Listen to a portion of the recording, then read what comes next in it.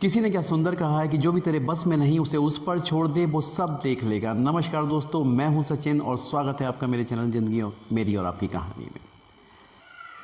दोस्तों, जीवन में कई बार ऐसी परिस्थितियां आ जाती हैं जिन पर हमारा कोई बस नहीं चलता और उन सभी परिस्थितियों को हम भगवान के भरोसे छोड़ देते हैं और कहते हैं कि वो है ना, सब देख लेगा। दोस्तों, इसी क्रम में एक बड़ी सुंदर कहानी आप लोगों के लिए लेकर के आया हूँ। उम्मीद करता हूँ आपको पसंद आएगी, लेकिन कहानी शुरू करने से पहले वही एक छोटी सी विनती जो हर बार आपसे करता हूँ कि अगर कहानी पसंद आए तो चैनल को सब्सक्राइब, वीडियो को शेयर और लाइक ज़रूर कर देना।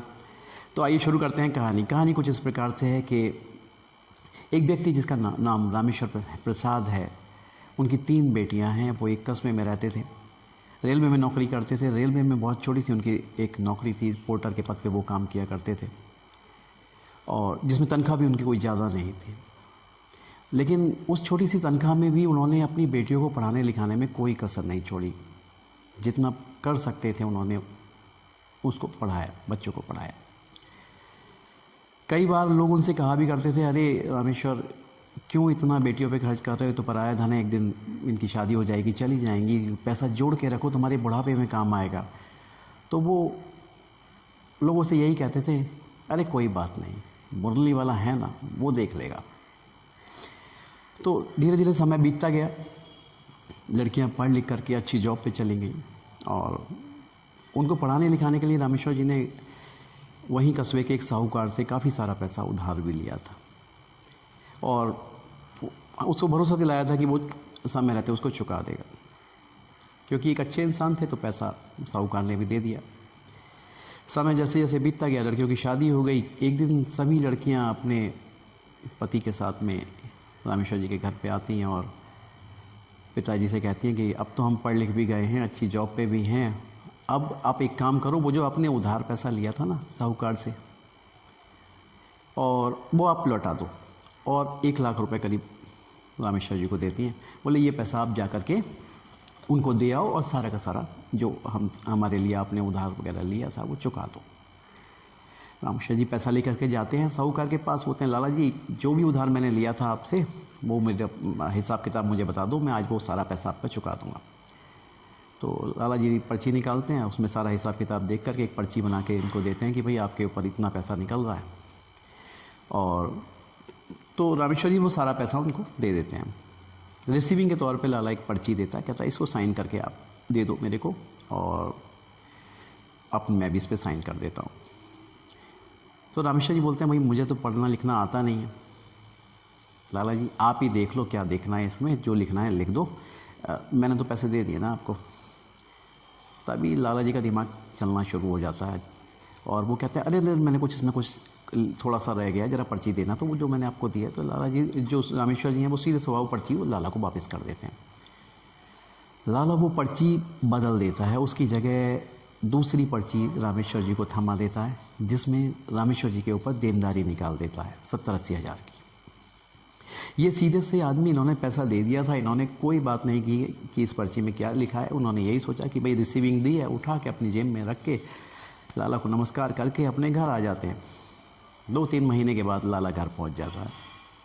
रामेश्वर प्रसाद जी से कहता है, रामेश्वर जी वो मेरा पैसा दे दो आप, जो आपने मुझसे उधार लिया था। रामेश्वर जी कहते, कौन सा पैसा? वो तो मैंने आपको चुका दिया, 2-3 महीने हो गए उसे दिए। हाँ, लाला के मन में फरेब आ गया था। नहीं नहीं नहीं नहीं, वो देखो आपकी पर्ची पे मैंने लिखा हुआ है, वो पैसे आपको अभी लौटाने हैं, आपने दिए नहीं है मुझे।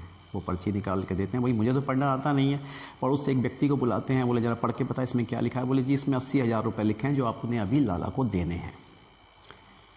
रामेश्वर जी की दिमाग में सारी कहानी समझ में उनको आ जाती है कि उनके साथ धोखा हो गया है। वो कहता है कि रामेश्वर प्रसाद जी कहते हैं, बोले जी पैसा तो मैंने दे दिया, मैं तो पैसा नहीं दूंगा। लाला कहता है, मैं तो कोर्ट में जाकर के केस करूंगा आपके पर अगर पैसा नहीं दोगे तो। और वो केस कर देता है।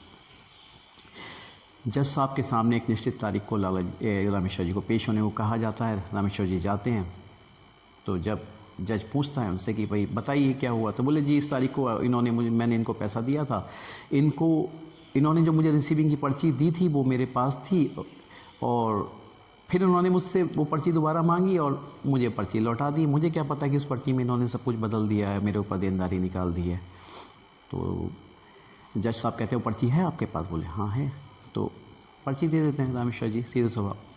तो जज साहब कहते हैं इसमें तो लिखा है कि आपको पैसे देने हैं, आपने देखा नहीं? बोले जी मैं पढ़ा लिखा नहीं हूँ, मुझे नहीं पता कि इसमें क्या लिखा था, मैंने पैसे दे दिए, इन्होंने पर्ची दे दी, मैंने विश्वास पर इनके जो है पर्ची रख ली, मुझे क्या पता है कि ये बाद में धोखा करेंगे मेरे साथ। तो जज साहब कहते हैं कोई गवाह है आपके पास? तो रामेश्वर जी थोड़ा सोचते हैं कि और तो कोई नहीं था, लेकिन वो है ना, वो सब देख रहा था। बोले वो कौन? बोले मुरली वाला। मुरली वाले को पता है, उन्होंने देखा है, सब देखा है। इनकी आदत थी हर बात को, जहाँ पे कोई इनका अपना बस नहीं है वो सब उसके ऊपर छोड़ देते थे। बोले उसने देखा है, सब देखा है उसने देखा है। अब जज साहब सोचते हैं कि भाई ये कोई मुरली वाला शायद इनके गांव का होगा जो जिसने सब कुछ देखा होगा। तो जज साहब अगली तारीख देते हैं। बोले जी वो जो मुरली वाले हैं उनको बुलवाओ, जिन्होंने देखा है गवाह के तौर पे, और इसकी अगली तारीख पे ही हम कुछ फैसला करेंगे। कोर्ट से आदमी जाता है गांव में पूछताछ करता है, मुरली वाला कौन है? तो लोग कहते हैं मुरली वाला तो यहाँ पे कोई नहीं है। हाँ, मुरली वाले का एक मंदिर है सामने, ये है हमारे यहाँ मुरली वाले, पर ये तो भगवान है, आप तो किसी आदमी को ढूंढ रहे हो। वो वापस आ जाते हैं। अगली तारीख आती है और अगली तारीख पर जज साहब कहते हैं भाई मुरली वाले को बुलाओ, उन्होंने देखा था। तो कोई नहीं आता, सब लोग बैठे हुए हैं। तभी भीड़ में से एक बूढ़ा सा व्यक्ति जिसके चेहरे पे झुर्रियाँ पड़ी हुई हैं अचानक से खड़ा होता है और पीछे आके खड़ा हो जाता है। बोले जी मैं हूँ मुरली वाला, मैंने देखा है सब कुछ। जैसा कहते हैं आपने सब कुछ देखा है? बोले हाँ देखा है। क्या सबूत है इस बात का कि आपने सब कुछ देखा है जी? तो वो बूढ़ा व्यक्ति कहता है कि जी लाला को इन्होंने पैसे दिए थे, मैंने देखा है, और लाला ने इनको रिसीविंग की पर्ची भी दी थी, लेकिन बाद में लाला ने वो पर्ची वापस लेकर के दूसरी पर्ची इनके ऊपर देनदारी की निकाल के इनको थमा दी। और वो पर्ची जो लाला ने इनसे वापस ली थी वो लाला जी की दुकान में जो कवर्ड है, कवर्ड के तीसरे वाले खाने में साइड में दे, आप वो अलमारी खुलवाओ तो वहाँ वो पर्ची रखी हुई है, मुझे पता है। जज साहब कहते हैं यही तो, इनको तो सब कुछ पता है। जाके आदमी भेजते हैं, अलमारी खुलवाई जाती है, पर्ची निकल आती है। पर्ची में लिखा था कि भाई लाला के 80,000 रुपये दे दिए गए हैं। जज साहब के पास में पर्ची आती है। अब अलमारी के अंदर पर्ची रखी है, इस खाने में रखी है, इस जगह पे रखी है, लाला की दुकान में रखी हुई है। ये सारी बात जब जज साहब ने सुनी तो जज साहब समझ चुके थे कि क्या हुआ है, ये मुरली वाला कौन था। लेकिन वो अपने केस को सुलझाने के चक्कर में उन्होंने फैसला दिया कि भाई ये सब गलत हुआ है, इन्होंने गलत केस किया है और इनके ऊपर कोई देनदारी निकलती, और उन्हें वहाँ से रामेश्वर जी को भेज देते हैं, जी आप सही हैं, आप गलत नहीं हैं। लेकिन उन्हें जब इस बात का एहसास हुआ कि उनकी कोर्ट में गवाही देने कौन आया था और उन्हें जिनके चरण पकड़ने चाहिए थे उनको उन्होंने खड़ा रखा, तो वो भागते हुए बाहर की तरफ गए कि शायद कहीं वो व्यक्ति उन्हें फिर से मिल जाए तो वो उनके चरण पकड़ लें। लेकिन तब तक वो व्यक्ति वहाँ से जा चुका था। जज साहब मन ही मन सोच रहे थे कि ये उनसे क्या हो गया। साक्षात ईश्वर गवाही देने के लिए कोर्ट में आए थे और वो उनको पहचान ही नहीं पाए। इसी आत्मग्लानि में जज साहब ने अपनी नौकरी छोड़ दी और मंदिर मंदिर जा कर के दर्शन करने शुरू किए, यही सोचते हुए कि कहीं वो व्यक्ति फिर से मिल जाए तो उनके वो चरण पकड़ लेंगे और उनसे माफ़ी मांगेंगे। लेकिन वो दोबारा उनको कभी नहीं मिले। जिस मंदिर में वो जाते वहाँ वो बैठते नहीं थे, खड़े रहते थे, यही सोच के साथ कि कोर्ट में खुद साक्षात ईश्वर उनके सामने थे और उन्होंने उनको खड़ा रखा, और इसी अपराध बोध में वो किसी भी मंदिर में जाकर के बैठते नहीं थे। तो दोस्तों, अंत में कहानी का सार यही है कि किस रूप में नारायण मिल जाएं कोई नहीं जानता, और जिन परिस्थितियों पे हमारा कोई बस है ही नहीं उसके बारे में सोचना क्यों है, उसको उस पर छोड़ दीजिए, वो सब देख लेगा।